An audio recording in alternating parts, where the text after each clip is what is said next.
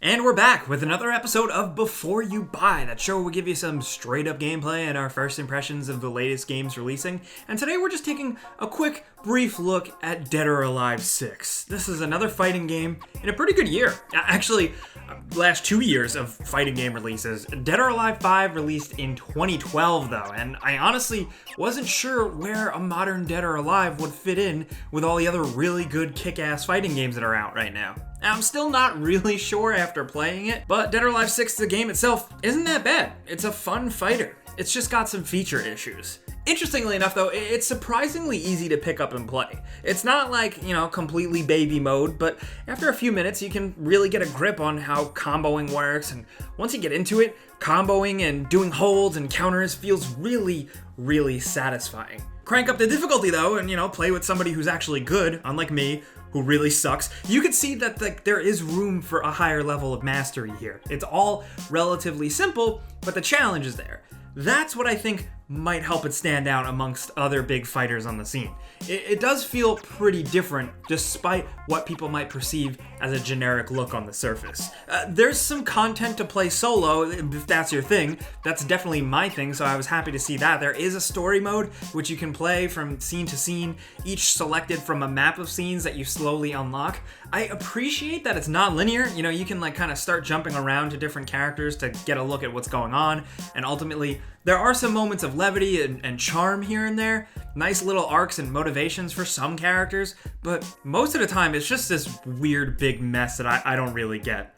That's at least me. Like I said, I don't have much invested in Dead or Alive, the story universe, so let me be completely straight about my bias there. To me, it's just a lot of awkward dialogue and some awkward characters and just randomly showing up between long loading screens and just some really choppily animated cutscenes. I think there's some fan service to be found here, definitely if you are, but again, it's just not for me. I am, however, just thankful to have something single player to play through solo, because the gameplay, the actual fighting your way through scenes, is fairly engaging. And I always appreciate that in every fighting game I talk about lately, there's been some good single player content, and Dead or Alive 6 has that too. Traditional arcade mode and versus stuff and a decent training mode are in, but there's also DOA quest mode, which gives you a playlist of different fights with specific objectives and parameters in each for you to try to work towards and win and earn stuff that I'll get to in a bit. It's a fun way of shaking things up while also teaching you how to be a better fighter, and you just really get used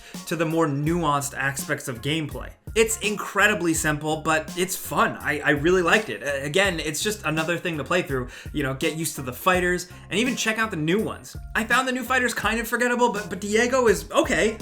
But again, I don't have much stock in Dead or Alive, to be fair, so take that as you will. I really like the way the game looks though. Graphically, it's pretty simple and straightforward, but it's bright, it's colorful, and it moves smoothly while looking crisp. Now, that might sound like a really, really generic reviewer man way to describe it, like you probably heard something like that in a zillion reviews out there, but it's absolutely a thing here. It really works for the look of Dead or Alive. Characters look really great too. They're very detailed, but not hyper realistic, but they sweat, they get dirty, and they receive damage during the devastating breaker charged hits you can spend a meter on, and it can look kind of cool when you spend that meter to get a good special attack and the camera angle changes and you smash a dude's face and their sunglasses go flying off. When it works in motion and you're playing and you actually know what you're doing and the visuals just look cool, it can be pretty satisfying. Also, the boob physics are still in there too. For those of you that care, I know some people come to this game for that. It still looks like they're floating around in zero gravity.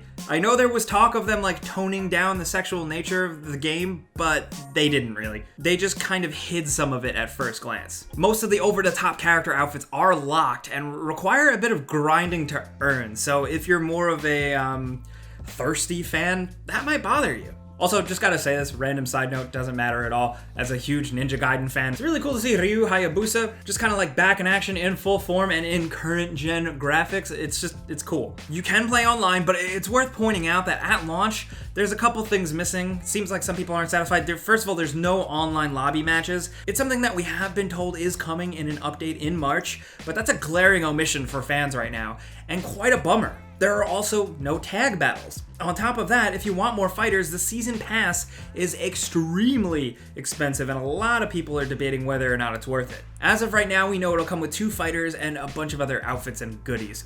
And we don't even know if that'll cover everything in the future, because it's only season 1 here.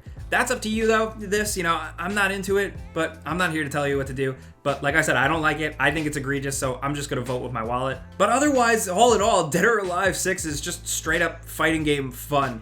I just don't know if it completely warrants the price tag. If you have some controllers and you have friends that like to laugh at anime boobs and play a good fighting game that can be easy to pick up and also challenging to master, there is something to be had here. It's just not as compelling as the other fighting games on offer right now, but also I don't know, like if you're a hardcore Dead or Alive fan, maybe this will please you. Really, this is a before you buy. I give you some pros, some cons, and some personal opinion, so now I'm definitely going to want to hear yours down in the comments. If you're a newcomer, I want to know what you think looking at this game at first glance, but also, if you're a hardcore fan, I want to know what you're thinking. So far, if you've been let down or not, if you're into it. You might have only just got your hands on it. I've been playing a review copy for a few days. Really, let's talk anything Dead or Alive down in the comments. If you enjoyed this video, clicking the like button, really helps us out. We would appreciate that. But if you're new, you should consider subscribing because we put out new videos every single day. But as always, thanks for watching, and we'll see you guys next time.